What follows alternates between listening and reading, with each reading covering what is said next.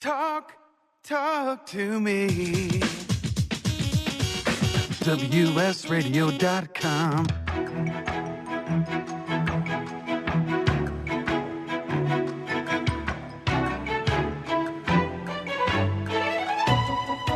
The San Diego Council on Literacy brings you Literacy for All with your host, Jose Cruz. Welcome to the show. I'm Jose Cruz. You're listening to the Literacy for All radio show on WS Radio. And our guest this morning is Richard Dominguez. He's the Executive Director of Literacy Chicago. Richard, welcome to the show.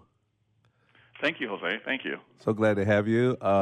We really enjoy having the guests from outside our region. We're broadcasting out of Southern California in San Diego, and always curious, interested in and benefiting from whatever we can learn about what's taking place in other parts of the country. I'm actually stuck on one thing, so I wanted to ask you this because I'm not sure if you were always Literacy Chicago. I noticed that the Greater Pittsburgh Literacy Council now calls itself Literacy Pittsburgh. Is there something happening out there that I don't know about? Yeah, no, actually, we've always been our own organization. So yeah, it's just us. Very good, very good. And so there's variations of literacy efforts coordinated on different scales and such.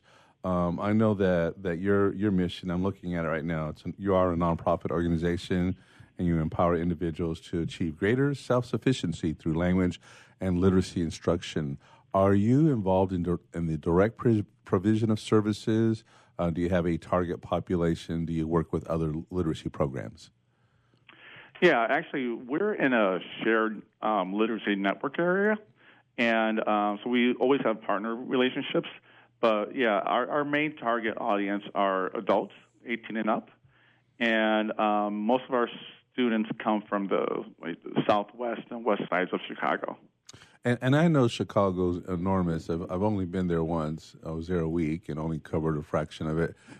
Now, I had understood at that time there were a couple of really big groups in Chicago that were coordinating literacy efforts. Do you have a particular section of Chicago that you focus upon?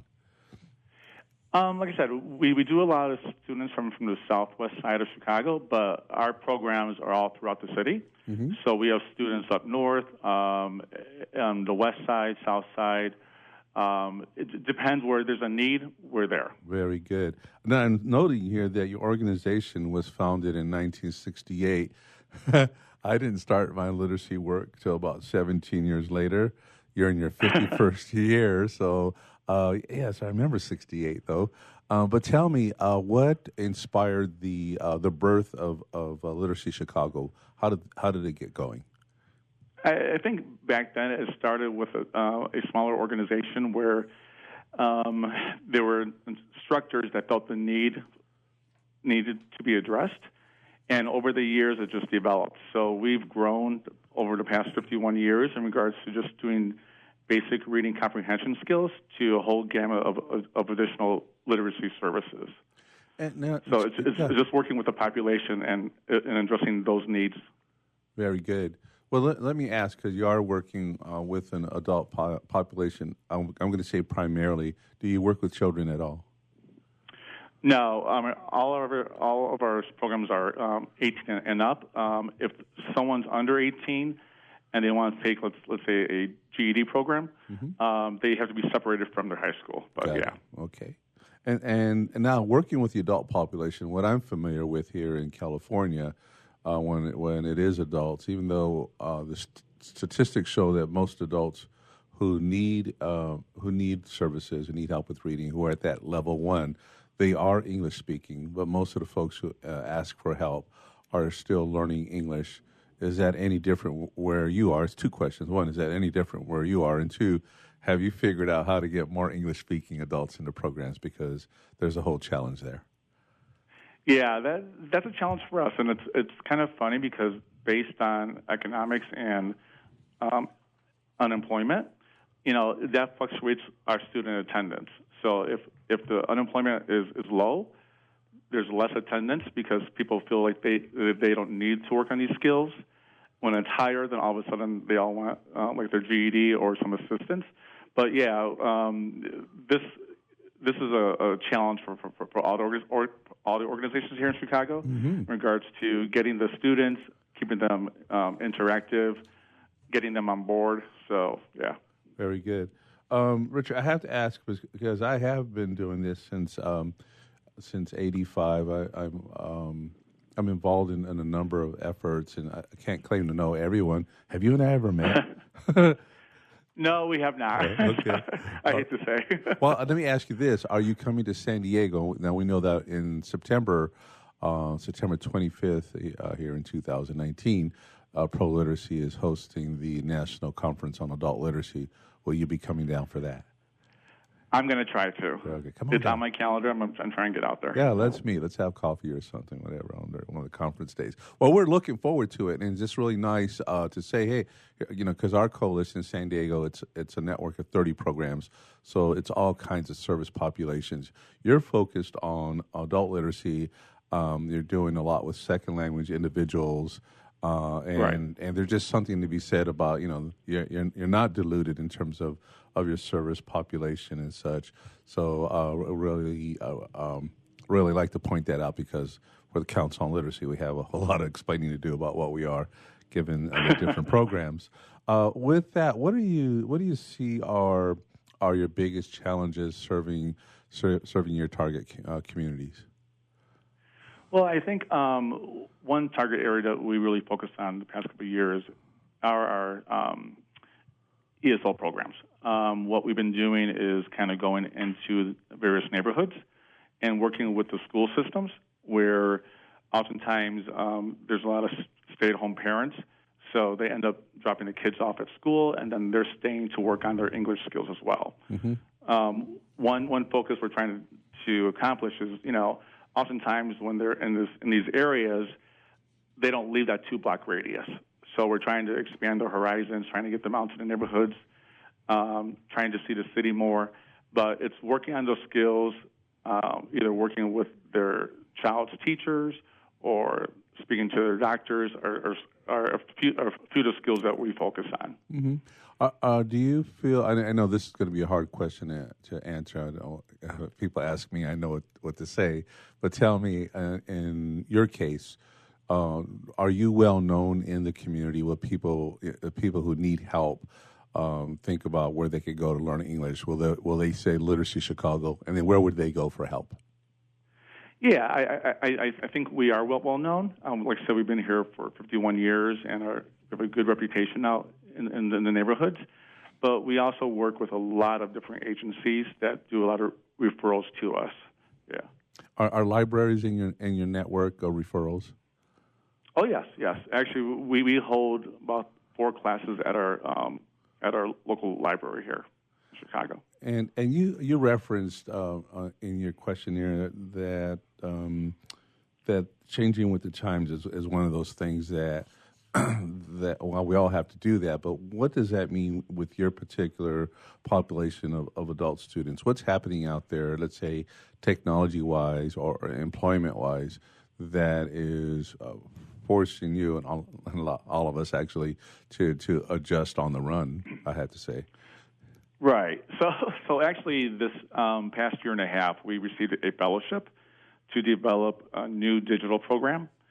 So that was rolled out this past fall through some pilot programs, and now it's active.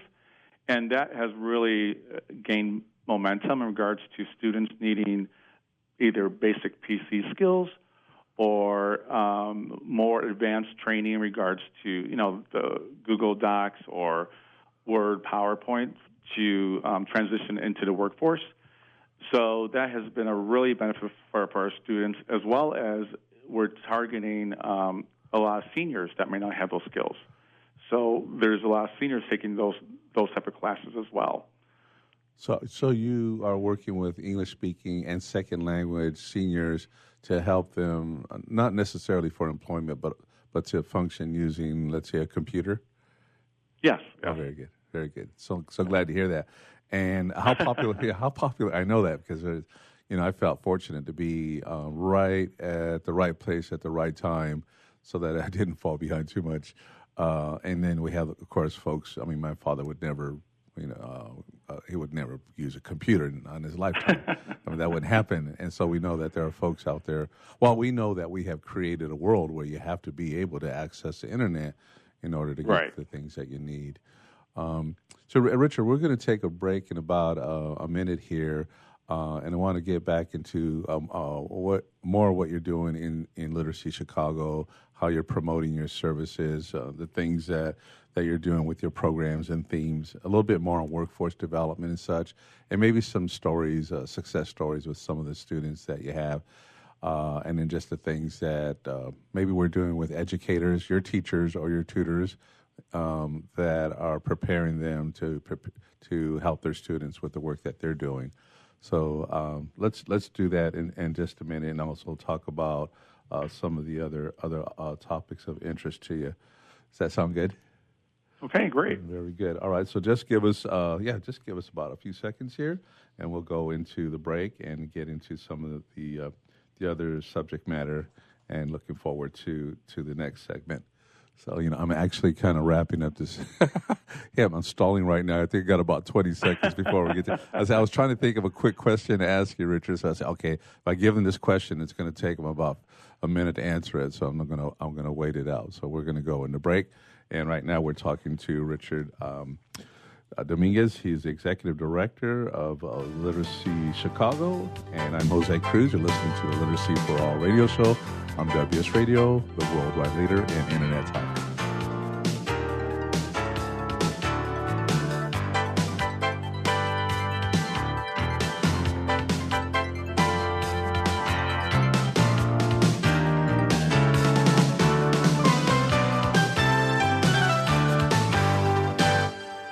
You take your smartphone almost everywhere you go. Now WSRadio.com can be there too.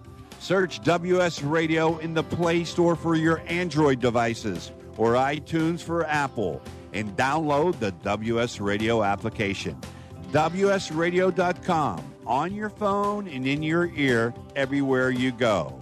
Download the WS Radio application. Do it now. It's very easy. WSRadio.com. Looking to be a successful entrepreneur? The virtual assistant industry continues to be a top choice for those looking to start their own business. The problem can be how to become a virtual assistant. Many turn to the Bible of the VA industry, the book Virtual Assistant, the series, and it's the perfect guide for office managers, executive assistants, and other administrative professionals looking to make the transition from employee to successful business owner. Go to vatheseries.com to get your copy today. Small businesses are the lifeblood of America's economy. Every Thursday, SBA Radio interviews industry professionals and is dedicated to provide small businesses with timely insights and innovations. Visit www.sbaradio.us for details. Homeless veterans and their families are suffering and need our support, but many won't ask or don't know that help is within reach. Veterans Community Services is here to help.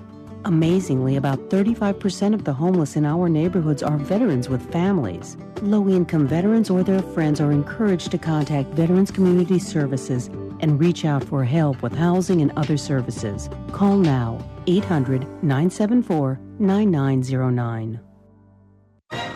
I raised $8,000 to build schools for South African children. After realizing how many people go hungry in San Diego, I now volunteer at a food pantry. I'm spending the next year doing volunteer projects across 3 countries and helping in ways they designate to be the most helpful. The World Link program at the Joan B. Kroc Institute for Peace and Justice recognizes the potential of youth as agents of social change. Learn how you can help youth become a generation of leaders in action at peace.sandiego.edu.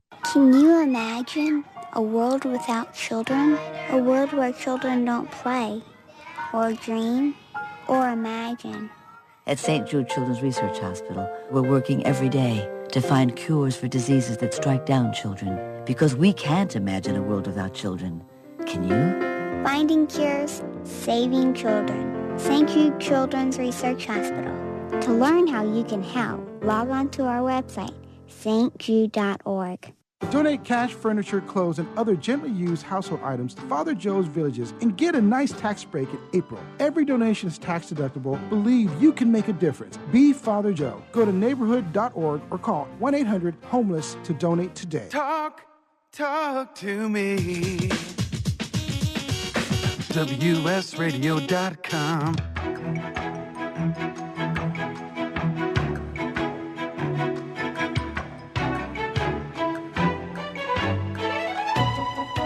The San Diego Council on Literacy brings you Literacy for All with your host, Jose Cruz. Welcome back to the show. I'm Jose Cruz. You're listening to the Literacy for All radio show on WS Radio. Our guest is Richard Dominguez. He's the Executive Director for Literacy Chicago. Welcome back, Richard. Yeah, that was my home. I want to make sure you're there. Richard, can you tell us, this is a tough question to ask, but sometimes you get them on grant proposals and such, so I'm going to test you on this one.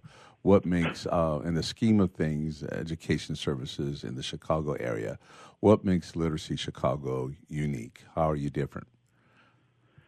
Well, I think what makes us different than a lot of organizations is that, we try to create inventive, interesting programs for our students.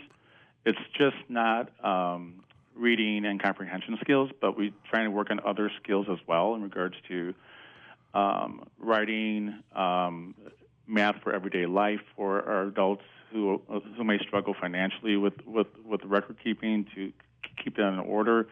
But it's just the inventive ways. All of our students can be offered a tutor to get some additional training. So it's those extra services, I think, that makes us different than a lot of organizations.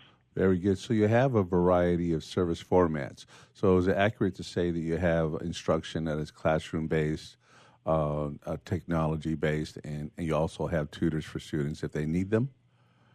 Yes. Okay, very good. And then your instructors,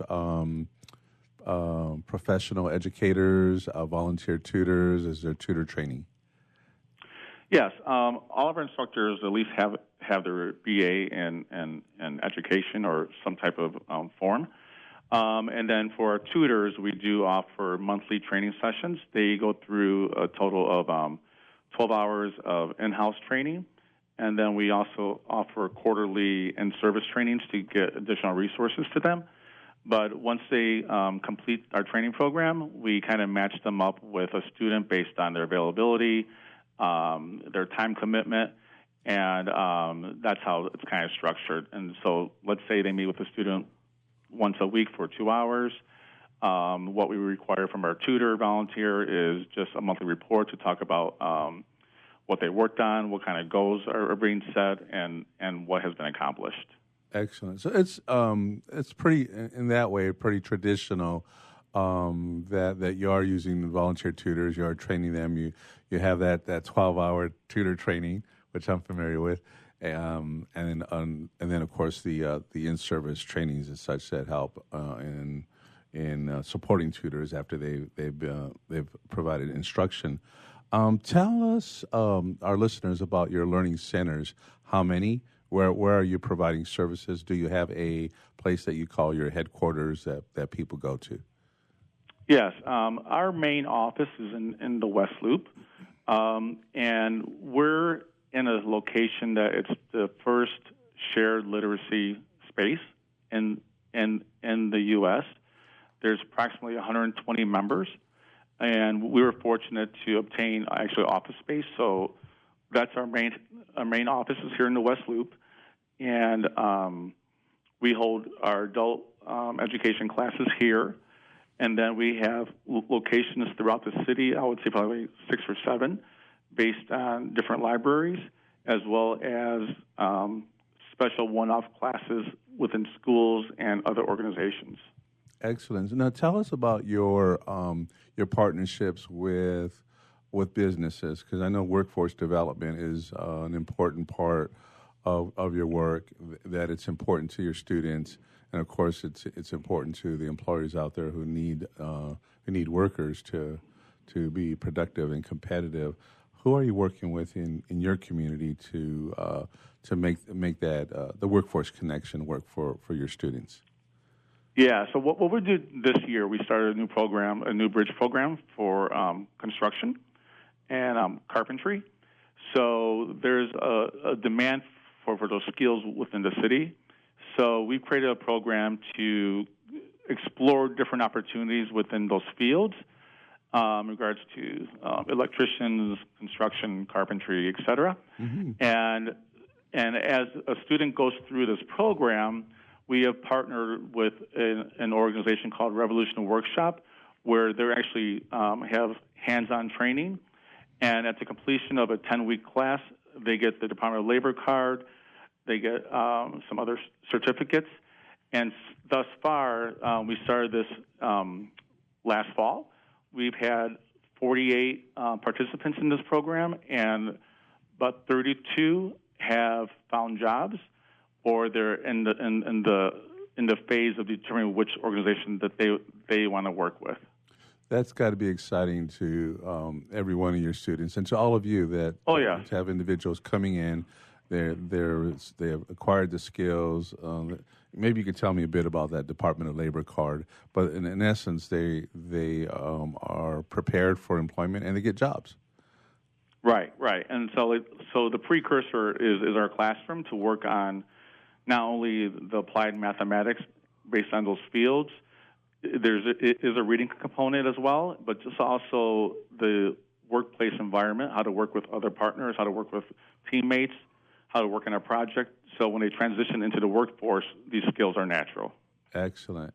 And we know that also is training that people need, that it's not just skills. It's, what is the workplace culture, and, looking people in the eyes, shaking their hand, being friendly, being on time, and dressing for work, all of those things that sometimes we have to help folks with.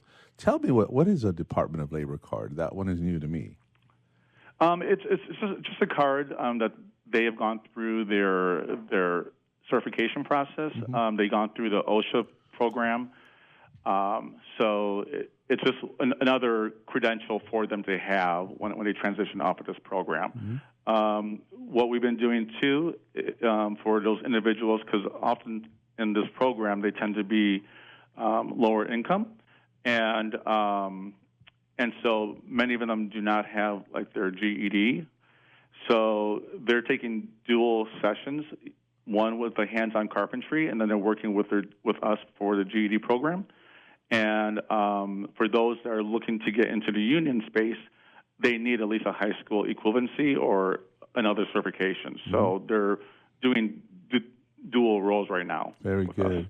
Now we know that things happen in the lives of our students, right? And that sometimes we have to provide interventions or support services. What are the kinds of things that you're able to do for a student who says, "Hey, you know what? I don't have childcare, or I'm having to drop out." Yeah, so we try to work with our partner agencies to see what kind of benefits we could help them with. Oftentimes we do make accommodations based on need. So it's just a matter of working with each person and to address their specific concerns to see how we could do a workaround. Very good. Now, we know a lot of our students come from a long ways back. They have a lot of ground to make up. They have challenges going in, and they get through, they succeed, they reach their goals. Do you have a favorite story? Actually, there's quite a bit of stories I would like to share, but one that, especially with our ESL students, we had an individual that wanted to learn English, and they've been here for almost 30 years and knew 2 words.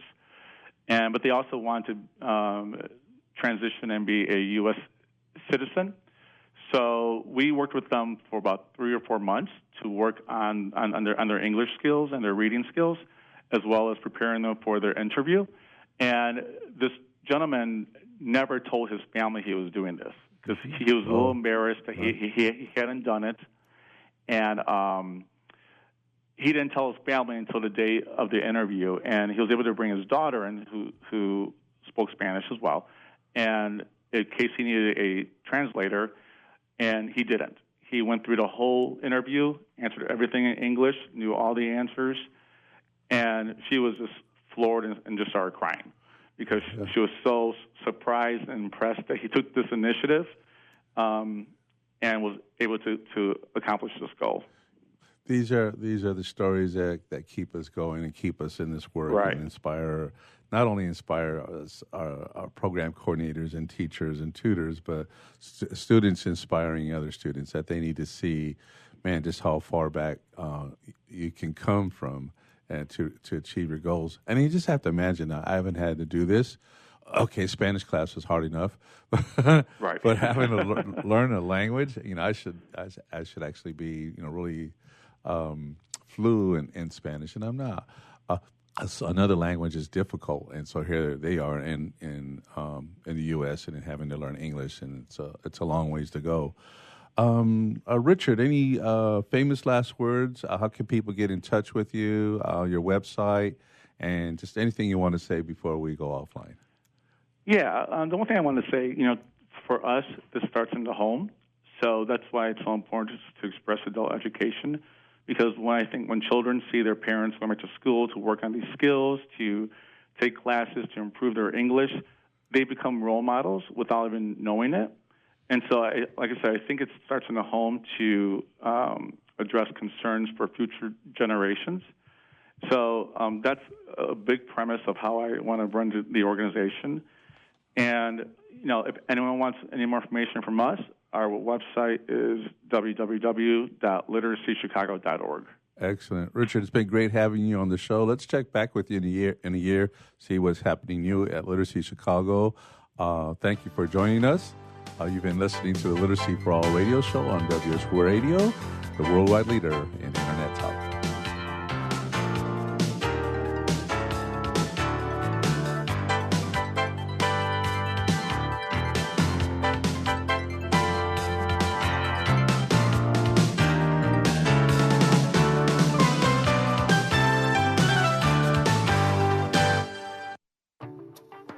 Nowadays, internet devices are an integral part of your home. Everyone in your family has a smartphone, tablet, or a computer. Life is easier knowing that all your devices are secured and your family can surf the internet carefree. ESET Multi-Device Security Pack does just that. One license for all your devices.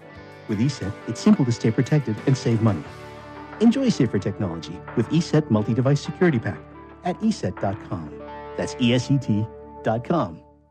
On the internet, your business's reputation can be unjustly destroyed in an instant. Don't wait for that to happen. Building and marketing your 5-star reputation can increase your business by as much as 19%. Take control of your reputation and have the 5-star reputation you deserve with Reputation Marketing Solutions by DSI Development. Become the go-to company by visiting 5starrepmarketing.com. The number 5starrepmarketing.com.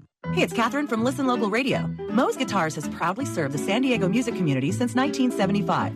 Specializing in guitars, basses, mandolins, banjos, and ukuleles, they buy, sell, trade, and consign. If you're looking for lessons, repairs, accessories, and cool gear, you found the right place. Located in downtown La Mesa Village, stop by and check out their digs or visit moesguitars.com or their Facebook page. MOZEguitars.com, 619-698-1185.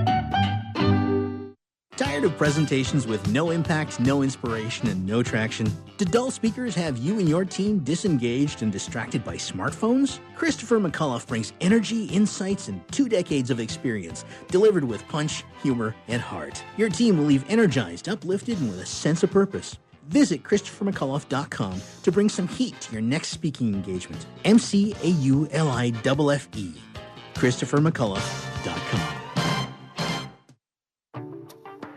Nowadays, internet devices are an integral part of your home. Everyone in your family has a smartphone, tablet, or a computer. Life is easier knowing that all your devices are secured and your family can surf the internet carefree. ESET Multi-Device Security Pack does just that. One license for all your devices. With ESET, it's simple to stay protected and save money. Enjoy safer technology with ESET Multi-Device Security Pack at ESET.com. That's ESET.com. Tired of presentations with no impact, no inspiration, and no traction? Do dull speakers have you and your team disengaged and distracted by smartphones? Christopher McAuliffe brings energy, insights, and 2 decades of experience, delivered with punch, humor, and heart. Your team will leave energized, uplifted, and with a sense of purpose. Visit ChristopherMcAuliffe.com to bring some heat to your next speaking engagement. McAuliffe. ChristopherMcAuliffe.com.